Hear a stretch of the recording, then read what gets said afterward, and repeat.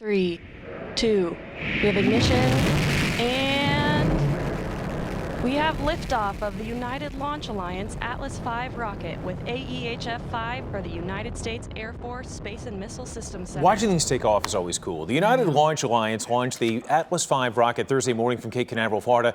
The mission was a success. The rocket deployed a new communication satellite for the United States Air Force. Yeah. But get this, it wasn't just the mission that had people talking on social media. Instead, it was the images captured during the launch. Look at that.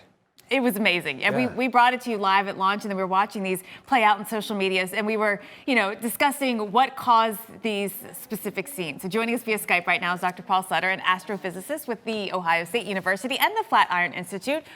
Dr. Sutter, good morning.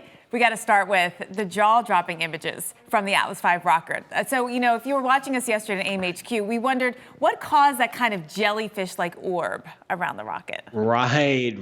The jellyfish orb is so cool looking. So what you're seeing, as the rocket blasts through the atmosphere, it hit a cooler layer, a drier layer, and from the exhaust of the rocket, it left behind a constant condensation trail, just like planes do.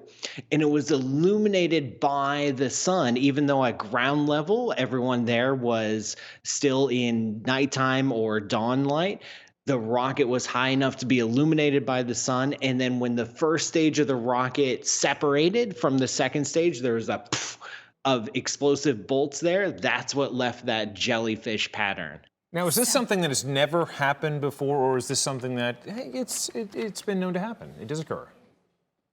Yeah, this happens when the conditions are just right. The last time this happened was about a year ago with a launch out of Vandenberg in California.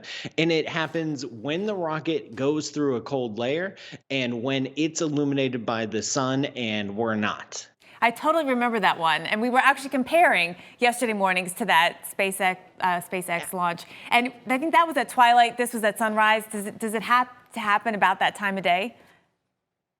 Yeah, it helps because that's when they're going to get the cooler, drier air in the upper layers of the atmosphere. And that's when the lighting is going to be just right for this kind of spectacular show. So like a midday launch, you're probably not going to see this. Well, I think they should schedule them all for sunrise or twilight. So there's all that. Of it from now on, Yes. 100%. It's certainly a very cool thing to see, but I understand that in terms of the weekend, the timing is awesome. We've got something else that's going to be happening in the heavens above.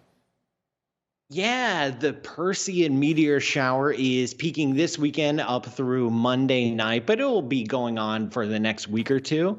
And this is great because it's a great meteor shower. It peaks at about 100 meteors per hour, and it's actually warm outside. So you can actually spend some hours after the sun goes down and you're not miserable.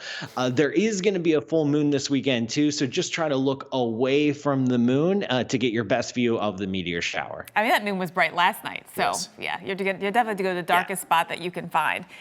Speaking of bright, let's talk about the sun. NASA's Park Solar Probe has flown by the sun twice now. What have we learned? What new information have we learned about our sun? Yeah, the Parker Solar Probe, which was launched a year ago, is now on its mission orbiting the sun for the next few years, doing these deep dives coming within just a few million miles of the surface of the sun, which sounds like a lot, but for things like the sun, that's actually super close.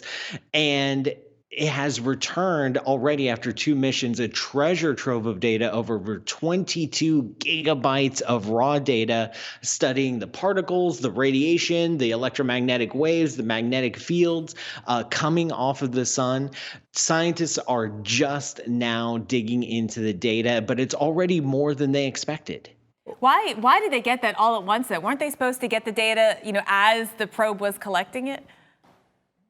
Yeah, so when the probe is close to the sun, it's in full science mode and it's all fully engaged. And plus, the furious radiation of the sun prevents communication. But then when the probe loops back out to get far away from the sun, that's when it can open up its communication channels and beam everything back to Earth. So it does it in batches. Okay.